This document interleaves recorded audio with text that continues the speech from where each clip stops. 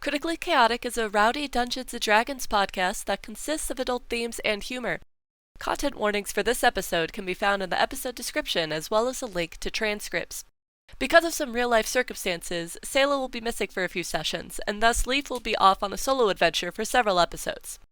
Due to real-life obligations, Queen could not make it to the session, and so Mogan will be absent from this episode. Rest, weary traveler, and enjoy. In the last episode, the Vox did their best to pick up the pieces of the team. Unfortunately, two members of the team were quickly pulled away, with Leif getting a mysterious letter and Mogan storming off to cool down. With only 4 members left, Kareus and Jerome got to talking, solidifying their friendship and encouraging Jerome to keep trying to make things right with the rest of the Vox. Meanwhile, Vay and Snow went to go see Valen and the Fey artifacts, and things quickly went downhill for them. Vay's mysterious dreams have begun to bleed into reality, causing problems for her and everyone else around her. Now we zero in on Snow as she tries to grapple with her feelings after everything that's happened.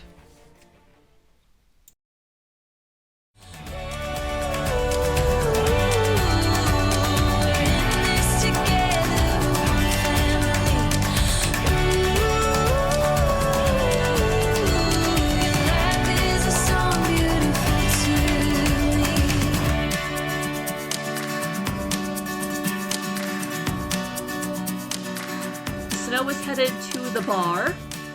Heck yeah. I'm gonna say on the way as well, like after everything that just happened, she's gonna pull the necklace that's been in her pocket this whole time, which I'm sure only made all this worse. But she's gonna pull that necklace out and just like kind of as she's walking, she's just looking at it and like trying to figure out what the hell is happening right now. But like after she's out of view sight of Valen, because Yeah. no. Valen's just like, hey, wait a second. So, yeah, you pull it out, and it's the same as before. It still has, like, that slight familiarity to it. As you're getting away and you're out of the room full of artifacts, it no longer feels as, like, overwhelmingly dizzy as it did beforehand. But nothing has really changed with the necklace, it doesn't seem. I guess like after a little bit of her walking kind of like I'd assume pretty much in the dark by herself, she kind of realizes it's probably not the smartest to be staring down at her hand contemplating the world and puts it back in her pocket and like pays a little more attention just in case. When she goes back into more of the main area of town, she is able to come across a tavern which is called Riley Einar's Tap House.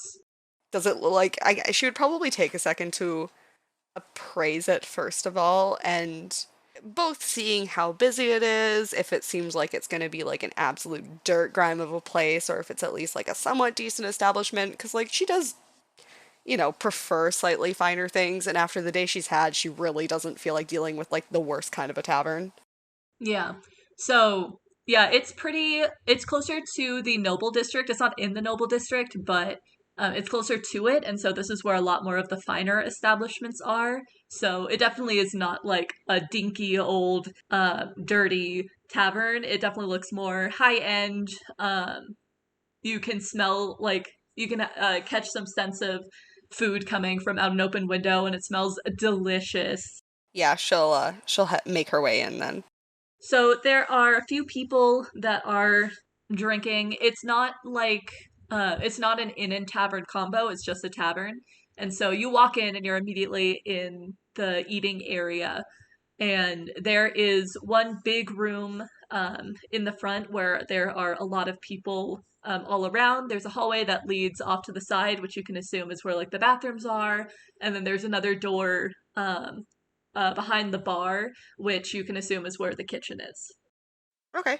I guess she'll just go up and get a tankard and go and sit at whatever available table she can find. Is she planning on doing anything in particular? How many drinks is she planning on getting? Probably 2 to start, and then she'll go from there seeing how she feels, but right now she's just trying to, like, take a moment and have a breath after the kind of day it's been. So she'll, like, immediately chug one, but then take a little bit longer with the second one, and, like, actually, as she's drinking it, she's gonna kind of look around and be somewhat observing people, but not really in a way that's actually taking in much information, more in just like trying to distract herself. Okay. So it seems like people are kind of mostly sticking to themselves. There's like a couple that are hanging out together at one table. There are a couple people at the bar, like an old man who looks like he's just kind of falling asleep on the bar, and another one who's attempting and failing to flirt with the barkeep. There's a pretty young woman that is just like off reading a book by herself. Probably the most interesting person in the tavern is some guy that is trying to talk to like a group of people by the door, and he's holding these kinds of like, they look like fighting gloves of some kind, and it seems like he's almost making like a sales pitch about like, hey, you should buy these gloves here. These are great gloves. They're really good. Nobody's gonna see you. You move even faster. You're like a monk. These are like monk gloves. And he's just like trying to pitch it to this group of people who just like aren't really like giving his spiel a listen. They're just sort of like, uh-huh, yeah, okay, whatever. Just keep moving. Snow's kind of watching with interest and like half listening to the pitch and half trying to see what these magical, beautiful gloves look like. You can tell that they're not like the best kind of item. They look cheaply made. However, they still look pretty. They're like you know, the kind of armor that look like scales, you know? Uh yeah, they're like that for the gloves, so it's like scale mail gloves, I guess. And it's a bit hard to see because he's a little ways away. But they have like a kind of glint to them where it's not like just straight, not just straight bronze or copper or silver. Uh, they have like an almost kind of like greenish sheen to them that makes it look almost like an exotic metal. It's kind of more cheaply put together. It's not a really high end item, but it sure is pretty. You know, it's like something that you see in a Wish advertisement where you're just like, yeah, that looks pretty. I know it's probably shitty, but it's pretty. Oh my god, I love that. Wish fighting gloves. Is he like kind of going around to all the different tables or It seems like he's really just going for people that like have armor. Like the group he was talking to seemed to be like adventurers or adventure adjacent type people. They have like on a bit more than just general traveling clothes. And so when they finally kind of shoo him away, he gives a little sigh, and then he's like looking around the tavern, and he spots you with your full getup. And you can almost see like a light in his eyes like, "Ooh, potential customer." And so he walks on over, and he doesn't get like right up to you. He doesn't sit across from the table with you. He just stays standing, and he gives like a kind of half bow, and he's like, "Well, hello there, Missy. Can I interest you in some of these lovely gloves?" And he holds them up for you to see. what makes him special? Well, you see, these gloves were imbued with the magic from only the finest that can be found in Adria, and with the magic that are imbued in these gorgeous gloves, they will give you a faster flick of the wrist against anyone that you might get into combat with. Which, on a meta level, he is implying that you will get advantage on your attacks. Dope. Um, Snow kind of like raises her eyebrows a little bit, looks at them. Well, how much? All right, now listen. With something like this, if I were to sell it to the finest people, I would of course charge them something like 30 gold. But for you, madam, for such a wonderful young adventurer like yourself, 10 silver. I'll do 5 silver. Oh, why, madam, I'm giving you such a large discount from 30 gold to 10 silver. Sir, let's be plain with each other. We both know that those are not made well and will likely break at the first punch. But quite honestly, they would look good with my outfit and I'm willing to take one. And maybe if I buy one, more people will be willing to. So 5 silver. His like charming smile fades a little bit, and you can see more of like the authentic kind of businessman. 7 silver. 5. I said 5. And I said 10, and so here we are at 7. Still on the cheaper side on your end. 6. 7. 6. 6 and 5 copper. Fine. All right, so you hand him over the money. He sets down the gloves very gently and gives you now a full bow. Thank you very much for your patronage, madam, and I hope you have a lovely evening. You too. And she immediately just completely removes her attention from him and puts on the gloves, kind of looks at her hands, flecks her fingers almost like she's looking at a new ring or something, and kind of just nods a little and then goes back to her beer. He doesn't really seem to take offense to it. Once he has his money and he gives his bow, he heads on out of the tavern. I'd say she finishes her second beer and is kind of, or ale or whatever it is, and she takes a second. She's kind of like debating getting another and grumbling a little bit to herself and trying to contemplate whether she even wants to go back to the guild right now, and just kind of staring at the table for a second. And it's while she's doing that contemplating that the doors open and a very loud group of what I can only describe as frat boys enters the bar, led by one guy in the front that just looks like an absolute Chad of a man. He's got the stereotypical, like, Gaston kind of a build. Oh, He's got God. the chiseled jaw. He's got the butt chin. He's got the stereotypical, like, bright blue eyes and blonde hair that waves in the wind. The classic, Ugh. horrible Chad. Oh God. How many did you say there was? So there's the Chad, and then he has 2 lackeys that are behind him that are also good looking, but compared to him, are not that good looking. Snow kind of hears them come in because they are obviously so loud that like everybody in the bar hears them. And she looks over, immediately rolls her eyes, and almost thinks maybe she should just leave right then and there. But knowing what is waiting back at the guild, decides to stay put and just hopes that they will leave her alone. And that was your first mistake, you see. For they go up to the bar, they order some drinks, the barkeep looks quite annoyed and just gets them their ale as they request.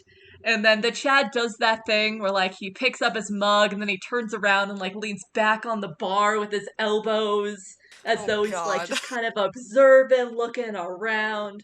And then his eyes zero in on you, and you know that look. You've seen that look from so many annoying straight guys, where it's just like, you, I bet you want dick, and so he just heads on over.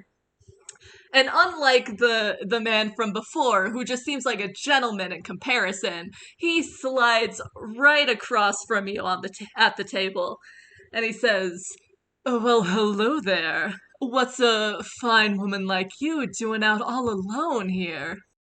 Do you think I can't take care of myself? That I need a man to protect me? "Oh no, I didn't say that, honey. I just think it might be better with some company, don't you think?" I am not your honey, nor did I request company. Well, maybe you didn't request it, but I can tell when a woman just needs a little company, you know what I mean? And underneath the table, his foot, like, goes over and, like, slides up your leg a little bit. Oh God. Um, the second that any part of his body touches her, she not only recoils and gets a look of absolute rage on her, but her hand flashes up and grabs him by the neck of his shirt, and she whips him over so he's not like right beside her, and she just says, "If you ever touch me again, you will regret it." Oh, I see that this is one woman that prefers to be in charge, but I think we should maybe leave it to the man to keep that in mind, don't you think, sweetheart? She takes a second, and suddenly a very specific look comes over her face that, to a very stupid man, it might look like she's interested and charmed, but to anyone else, It is very obvious what is about to happen. And she looks at him and stands up and moves over towards him and kind of whispers a little and goes, "Well, I must warn you, I like it rough." He gets that lustful, oh yeah, I just bagged a chick tonight kind of a look on his face. And he also like stands up to, he's taller than you, and so he stands up to like lean over you in that kind of like, haha, I'm like big and strong and therefore I'm sexy kind of a way. And he says, "Oh yeah? Well, I can handle that." Does he go to like put any hand on me or anything? Yeah, he probably goes to like do the thing with like putting the hands on the hips kind of a thing. He probably goes to do that. I hate that. The absolute second that his hand touches any part of my body, I am going to go to punch him in the face. All right. Roll an attack with advantage. Fuck yeah. Oh man. Honestly, still was not the best roll, but that's okay. So that is that's a 16 then. Yeah, that hits. So you get a good punch on him. A very nice solid just smack in the jaw. And the cool part is that like, so you punch him real hard. You punch him so good and very fast. And his head like does that like sharp like slam to the side from the punch. And you're able to see that the scale mail had left like almost like an indent across his cheek, like just a sharp red marks where it's just like that's gonna bruise into the shape of a punch in the morning, and it's gonna be gorgeous. Beautiful. And so then his head like had snapped to the side, and now he looks back at you, and his eyes are just aflame with rage. And so now you have entered combat. So roll an initiative for me. Oh, I just rolled a nat 20, so... You're ready to punch him again. Hell yeah, let's go, baby. Chad also got a nat 20. Oh my god. What's your, actually no, I'll just say that you go first, it's fine. Thank you, appreciate that. Anyone else joining the fight so far, or is it just him and I? The hooligans will join when they see their Chad get punched in the face, but they go later. So seeing that bruise and the fury in his eyes, which perfectly matches the fury in mine, quite honestly, I give a little bit of a laugh, and then I'm gonna go to like kick him in the stomach to try and get him a little bit further away from me as well. Okay. And I rolled a nat 20. Damn, Snow's out here to kick ass. Snow's ready to beat some dudes. So with a kick, I'm gonna say that will be with the actual punch roll, so that'll be 1 plus your strength, and then he will get knocked back about, I'll say 10 feet, and then let me roll a dex save for him to see if he trips over a chair. Okay, no, that's an 18, so he manages to avoid tripping over a chair, unfortunately. But he is 10 feet away from you, and he looks seriously peeved. How much damage was that? 4. After he got pushed away and he like narrowly avoids falling over the chair, I'm just gonna smirk at him and be like, "I told you I liked it rough." She's such a bitch. He is not going to talk back. He's just enraged and he just wants to hit. And so he is going to attempt to hit your wonderful 18 AC, which I'm sure he's going to do so great with. Oh, technically my AC would be 16 because I wouldn't bring out my shield during this. Oh yeah, okay, that would totally make a big difference. Yeah, no. He goes to give you a punch of your own. But he was either like drunk when he came in, or he was like just knocked really off balance by the punch, because he has like kind of a staggering like movement towards you, and so as he swings, you're able to just like step out of the way as he like stumbles past you. So now the first hooligan is going to come and try to join the fray, running up behind you to try and kick at you from behind. Okay, that meets your AC, so that is going to hit you for a whopping 2 damage. Ooh, wow. Damn, that really hurts. I don't know if I'll survive it, guys. Roll a dex save to see if because he like kicked at your legs, so to see if you get down to your knees as like a reflex. That is a 15. Nah, you're good. You stumble slightly, but you stay on your feet. After he kicks me, I assume I would turn to kind of face them. The second hooligan looks a lot more anxious about what's happening here, and so he doesn't run up to hit you. Instead, he grabs the mug of ale and he tries to throw it at you as a thrown weapon, and also hits your AC. I guess they're better than I thought. So that hits you for another 2 damage, and it also soaks you in ale. Great. At that, I'll kind of wink at that one and be like, oh, thanks for the cooldown, sweetheart. In a very, very disparaging, like, just trying to almost, like, match their level of just grossness tone. I think she's just gonna kind of, like, focus most of her punches on the Chad right now, because the other two are just following their, like, dumbass of a leader. So she's gonna go to punch him again, just in the face. Mostly because it's funny at this point. So that's a 17. That hits. Hooray! Let's see what it hits for. Once again, it hits for 4. Alrighty. You give him another nice punch across the face, and this time you feel like the crack as you hit his nose. So you definitely broke his nose. Oh my god! You broke his perfect chiseled nose. As it should be. As I hear that crunch, I'm gonna let out a sharp laugh and go, wow, my fist must be hungry today. Again, the chat hits your AC. Maybe that shield does make a difference. That shield makes a difference, apparently.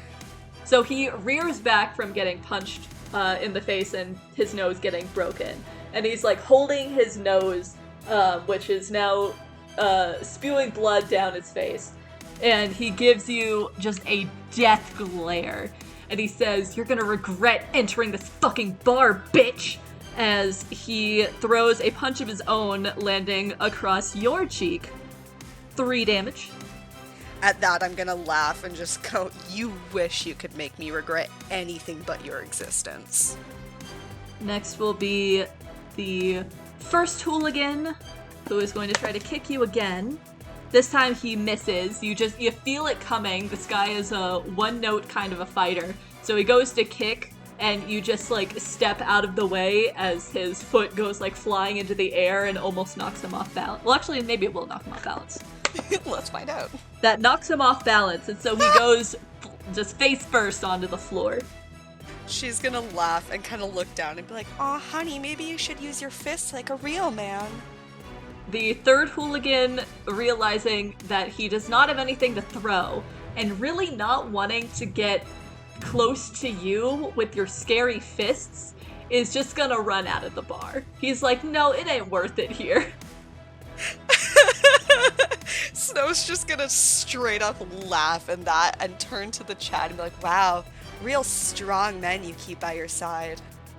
Hooligan number 2 is on the ground. He's prone, so you get advantage on attacks on him too. I mean, I already have advantage on attacks. Well, you get advantage with kicking. Oh yeah, fair enough. Good point. Alright, let's play real dirty here. I'm gonna try to kick him in the nuts. Oh boy! Why not? Why the hell not, guys? This is what's fun. I would die if I got a nat 20. That would have been so funny. No, I just got a 17, so. Okay, roll. So that's going to hit him and that'll land damage. Roll again, and if you hit his AC again, then you got him, like, right in the nuts, so that's gonna be double damage. I'm hoping. Oh my god, yeah, that's like a 24. Oh yeah, right in those balls. So roll, actually I'm gonna say, for this, roll punching damage, and then double that. Okay, cool. So that is 7 damage. Alright, so you kick him and he lets out, like, the most operatic, most yodeling, high-pitched yell as you hit him just, like, right in the nuts, and you see, like, his eyes roll back into his head as, like, the pain knocks him out. He is knocked out on that floor. Snow's gonna just laugh, and as she turns to Chad, just go, wow, I really didn't expect a threesome tonight. Too bad it's not a good one. So the Chad is going to try to tackle and grapple you to the ground. Oh. Then Snow, roll an acrobatics check for me. That's scary. I don't have good acrobatics. Not a dexterous woman, okay. Oh, never mind, it's fine. That's a 23. Oh yeah. So he goes to launch at you, and he does, like, clip you, where, like, he kind of, like, hits your shoulders, but you're able to, like, use the momentum to, like, kind of swivel out of the way as he just, like, belly flops onto the ground beside his passed out friend. Oh my goodness. Alright. She's gonna pick up one of the bar stools, and she's gonna kind of look down at him and go, You're looking a little tired. Would you like a seat? And then try and hit him with the fucking chair. Haha, 22. Yes, that definitely hits him. So you're gonna use club damage, which is a 1d4 plus your strength. Dope. 5. So you, like, where do you slam it? Do you slam it, like, on his head, on his back, just in general on his body? Shoulder back range. Like, I'm not aiming for the head. I don't really want to kill him, but I want it to hurt. Gotcha, okay. So you slam, so you hold the bar stool by, like, the bottom legs, and you slam it down so the actual, like, seat part just, like, bashes into his shoulder and back, and he lets out, like, another, like, just loud, just agonizing yell, and as you, like, kind of, like, lift up the bar stool again, you can tell that, like, he's really out of it, and he's in a lot of pain, and he's, like, kind of, like, for his turn, he's going to, like, struggle, almost like he's trying to get back up to his feet, but, like, his arms are, like, really shaky, and he's trembling, and, like, he's, like, sweating from the exertion and from, like, the pain of it all. But before you can, like, get a last hit in, you hear the barkeep go, "Alright, now that's enough! I'm not gonna have any more fighting in my bar, alright, Missy? You sit down, I'll throw them out." Snow kind of looks up at the barkeep, gives a nod out of respect, because ultimately this wasn't what she wanted to do tonight anyways. Looks back at the two absolute disgraces on the floor and just kind of says, you know, you're lucky someone intervened. I wouldn't have let you walk out of here. And then she just drops the bar stool and walks back to the table she was sitting at and sits back down. And so you're out of combat. You're able to watch the barkeep, who is a half-orc woman, just kind of, like, begrudgingly, like, go off from behind the bar, and she, like, bends down and she, like, grabs the Chad's arm and, like, roughly just, like, yanks him up to his feet. He's all, like, shaky and kind of, like, whimpery a little bit, and she's just like, oh, stop your crying, shut up! You started this fucking mess, get out of my bar! And then, so she, like, kind of pushes him, and he, like, staggers a little bit, and then she, like, lifts up his friend, like, by the shirt. He's still, like, passed out, his head is all lolling, and she's walking him out, and once he's, like, outside of the bar, she, like, physically, like, picks up the passed out guy with, like, one hand and just, like, chucks him at the Chad, and his body, like, hits the Chad, and they both, like, crash to the ground, and then she just closes the door, not really caring what happens next. And you are given some peace as the barkeep heads back to continue her job.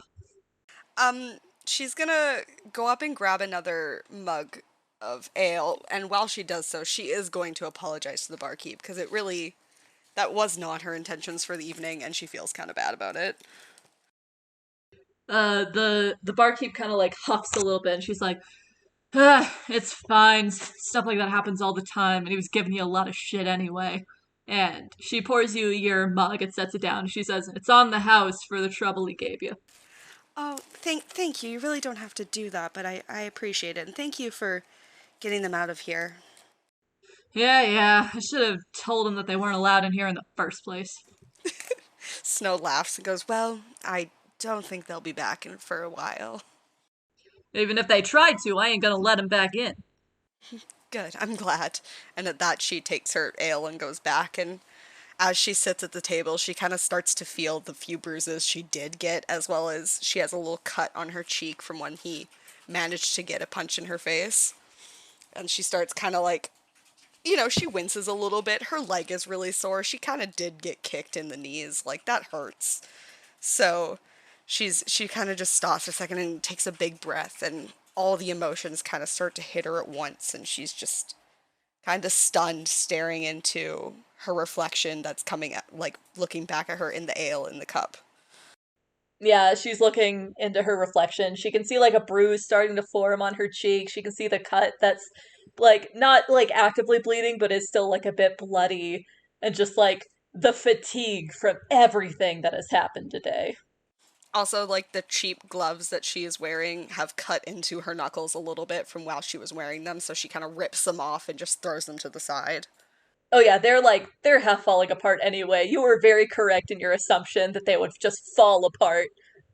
Oh, she's like, she grabs a napkin or a cloth or whatever from the table and just starts kind of dabbing at the blood on her knuckles and just staring at her hands, like, clearly not in the moment anymore. Yeah. It's hard to say how long she does that for. It could have been for just like a couple of minutes, or it could have been for a couple of hours. Who's to say? Um, but it's while she's just kind of like absently cleaning at her knuckles that at one point, there's a soft voice that says, are you all right from that?"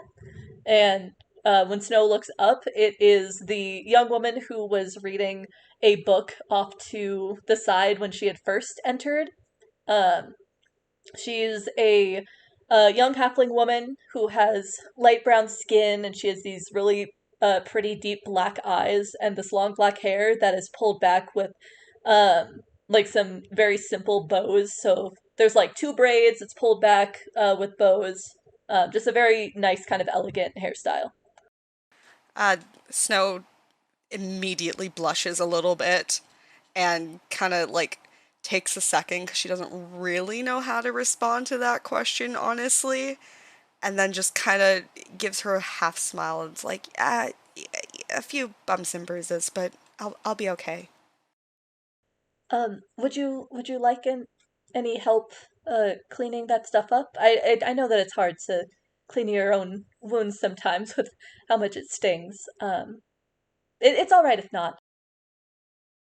Oh, I wouldn't want to trouble you. I mean, you were reading a book earlier. I don't want to bother you. Oh, rereading a book, it's fine. I just came here for just some peace and quiet, and then of course those guys decided that that wasn't going to happen for anyone tonight. Snow kind of chuckles a bit and goes, "Oh, I'm afraid I played a bit of in that too. I'm sorry." Oh, it's perfectly fine. You were defending yourselves from those disgusting men. She just kind of like, as she says that, Snow just kind of like rolls her eyes and goes, "Men truly are disgusting." She gestures to the seat across from you at the table and says, "May I?" Oh, yeah, yeah, of course. So she sits down and she sets her book down, and this is when you notice that she has um, like some rags, bandages, and stuff, which either means that she already got it from the bar, hoping that she would help you, or she's just like a mom friend that has that in her purse. It's hard to tell. Either way, Snow immediately, her heart starts beating really fast, and she's like, "Oh God, this girl's too nice."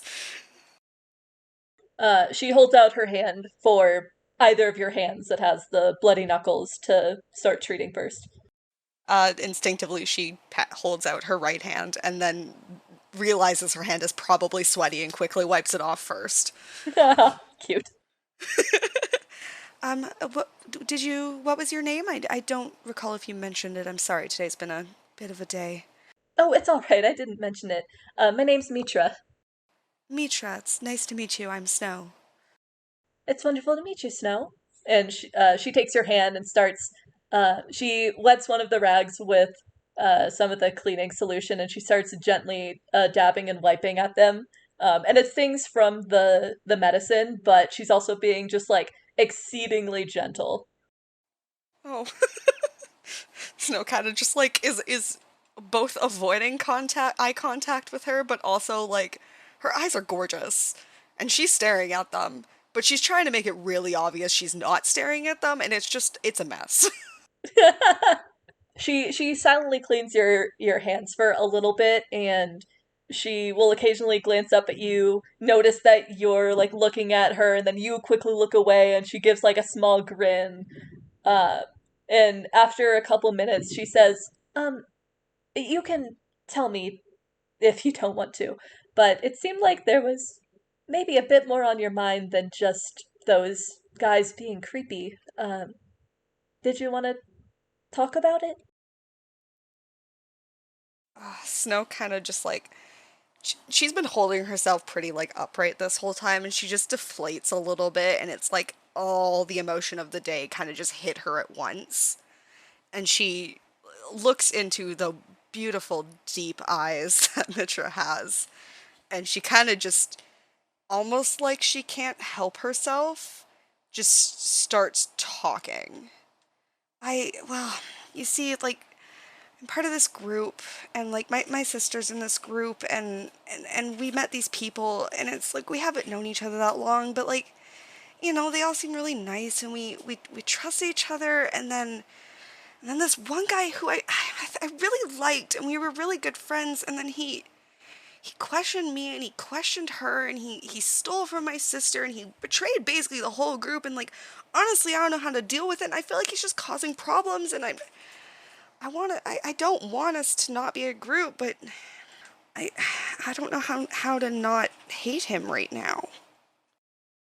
She lets you like get all that, just vent that all out, and she's nodding along, not really like saying much, just kind of letting you get it all out. And then when you pause and it seems like you want a response of some kind, she says, "Well, if you don't want to not be a group, then have you considered trying to talk to him about it? Trying to explain why what he did hurt you?"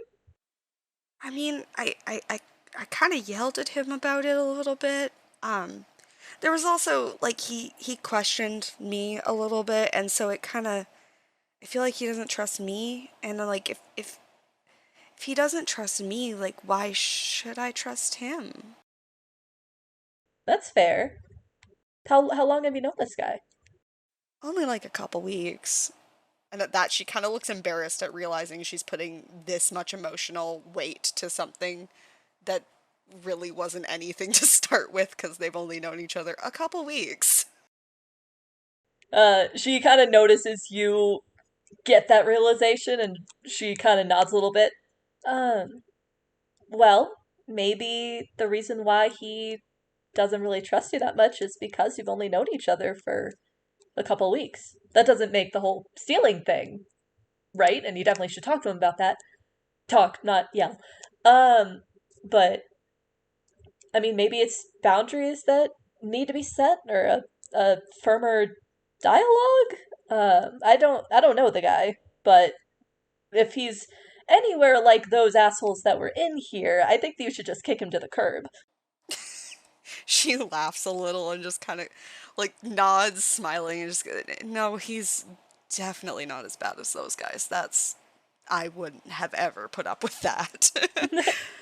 Good. It But doesn't seem like you would. oh god, no. But yeah, maybe I don't know. I also don't want to step on my sister's toes. Like I don't want to go in her place and set boundaries when it was her things that were, stolen and stuff. Well, don't set boundaries for your sister, but that doesn't mean you can't have boundaries. Snow kind of nods and suddenly realizes, like, damn, that was legitimately really good advice. And she's just kind of like, Kind of wish I'd met you yesterday. Well, maybe we would have met in better circumstances. Oh, I don't know. This isn't seeming too bad, to be honest. You can make out a blush on her cheeks when you say that, and she finishes wrapping up your one hand and then lets it go and reaches for your other one. Snow just immediately is already kind of giving it to her, not even thinking about it. Where did you learn to fix up wounds like this?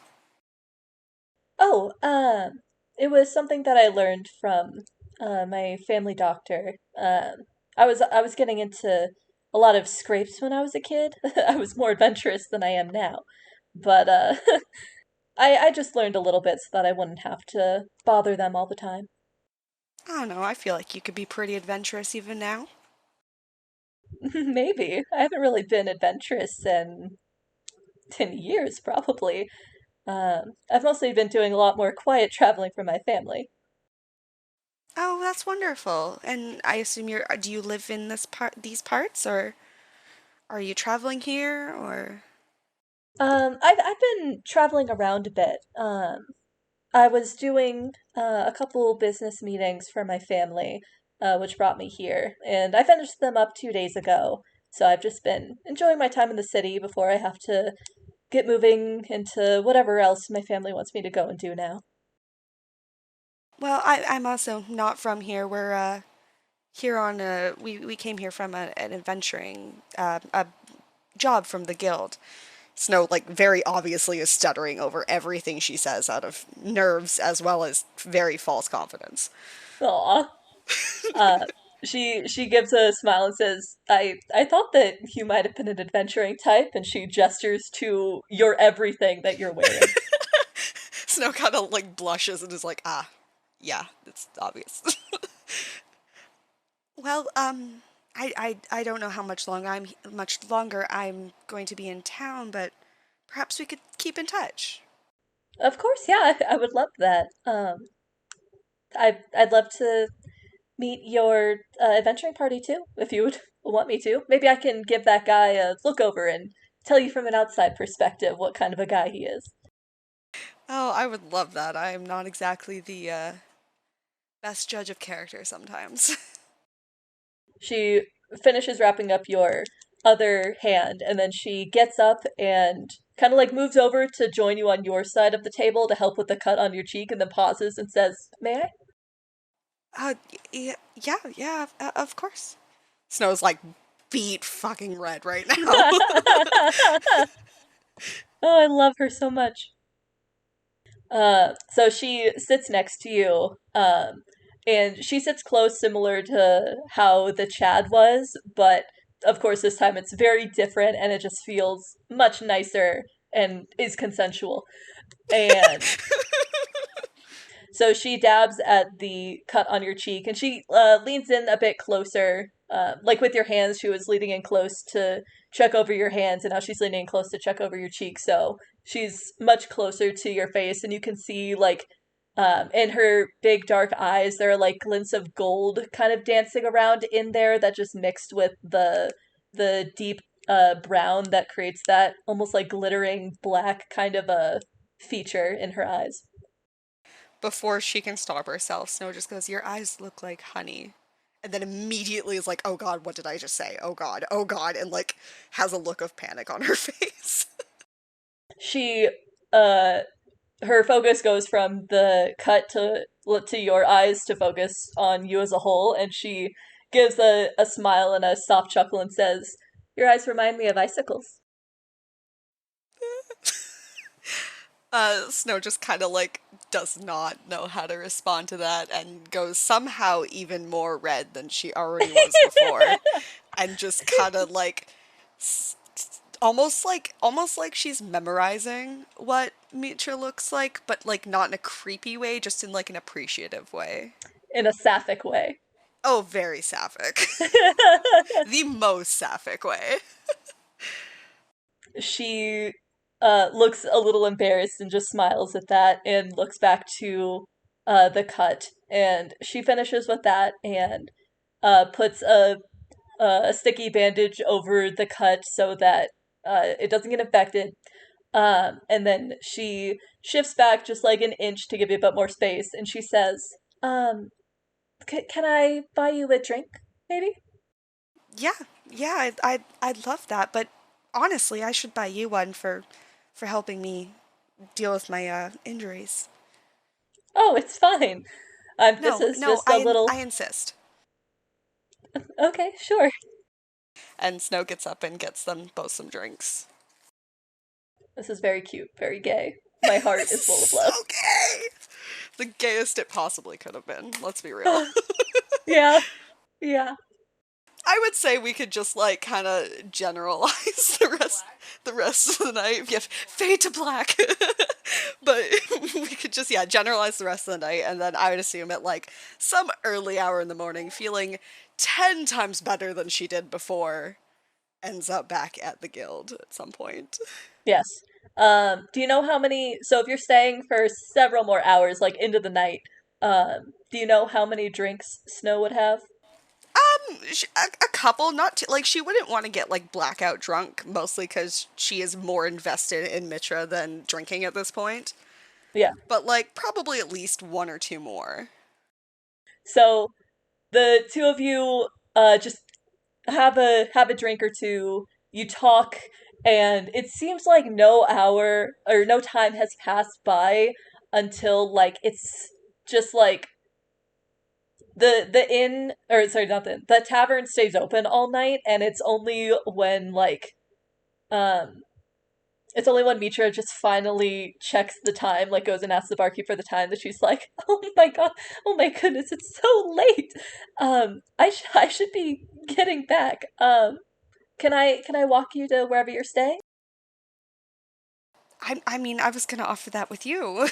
Oh, sure. Whatever you'd like. I'd love for a nice, strong woman to escort me home.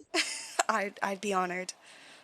You head on out, and she is leading the way through the streets. And you notice that as she's leading the way, just kind of generally chatting with you, she leads you into the noble district. And it's not too far until you get to one of the many more expensive homes that they have in Wingston. And you get to the doorstep, and she turns to look at you, and she smiles, and she says, "Here I am. Thank you for just giving me such a wonderful time tonight." Snow kind of raises her eyebrows at the house and goes, "Nice place." And truly, thank you. I amazingly needed you tonight. Well, I'm always happy to be needed. If you ever want to reach me, you can always send a letter to the Mercenaries Guild, or just to find me. I'll make sure that I'm known of where I am. Sure, yeah. I'll definitely do that. So just ask for Snow at the Mercenaries Guild then? Or should I ask for your team name, or Uh, Either or. Our team name is Vox Anima, but they should know I'm part of that if you say Snow. I don't think too many people are named Snow, and she kind of chuckles. yeah, probably not. Um, I hope that you have a good rest of your night, Snow, and get plenty of rest, let all those injuries heal. Um, and I hope that we can see each other again. Maybe? Are you in town for much longer? I honestly don't know. I'm not sure we have a set day of when we're leaving quite yet, but um, yeah, if you reach out, I can let you know. All right, wonderful. Um, and she kind of like, she doesn't quite move. She grows a little quiet. She doesn't quite move. She's rocking a little bit on her feet, and kind of looks at you, and then she leans Snow forward. just takes charge. Snow takes charge. She's got alcoholic confidence here. She fully leans in and just kisses her, knowing what's going on. Ah, beautiful. Roll a d20 for me. Oh my god! Wait, that's scary. 19. That is a good fucking kiss. That is a good kiss. This was Snow's night. She, of course, returns your kiss, and it's hard to tell if it's the alcohol, but you don't think it's the alcohol. That is a good kiss. And when you pull back, her face is now beet red. She's been blushing a little bit throughout the night, but now she's just very deep beet red, and she gives like a little giggle, and she's like, I I was thank you. Snow just kind of like grins, now full of actual confidence, and gives her a bit of a wink and says, "I hope I'll hear from you. Have a good night," and starts to head back. You too. And if you glance back, you can see her like on the porch for another minute, just kind of like smiling a little bit to herself, and she finally heads inside. The cutest. I love this. Ugh, need more gay moments. See, Kian, this is what you could have with Leif, but no, Yeah, you're Kian. no homo. Listen, they're aggressively slow burn. I can't help this. You gotta have that lesbian speed. Come on. The lesbian You- speed you- versus the aggressive slow burn is hilarious. Yes. I've seen your Pinterest board. It's not going slowly. Oh no. We know it isn't.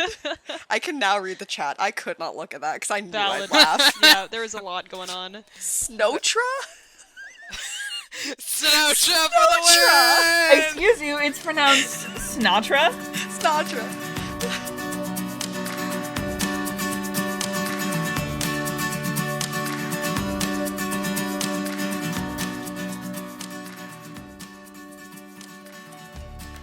Critically Chaotic is a Dungeons & Dragons podcast brought to you by the following people. The DM is Xaan, who can be found as @Xandir on all platforms. They is played by Alex, who simply cannot be found. Snow is played by Bean, aka Alexa, who can be found in a variety of ways, but mainly @Alexandra_Jaden on Twitter. Kareus is played by Kian, who can be found as @LostFanboy on most platforms. Jerome is played by Lady, who writes, quote, "And that's all you get, you dirty gremlins." Mogan is played by Queen, who chooses not to be located at this time or ever. Leif is played by Selah, also known as Strawberry online, who can be found as @_strawberrymilk on Twitter. The theme song is Melody by Emery. If you would like to support Critically Chaotic, please consider leaving a 5-star review and following us on whatever podcast listening platform you are currently using. You can find us @CritChaoticPod on Twitter with no underscores, where we post updates and retweet fan content. For any other platform you would like to see us on, please look in the description. We will see you next week for the continuing adventures of Vox Anima. Have a great week, everyone.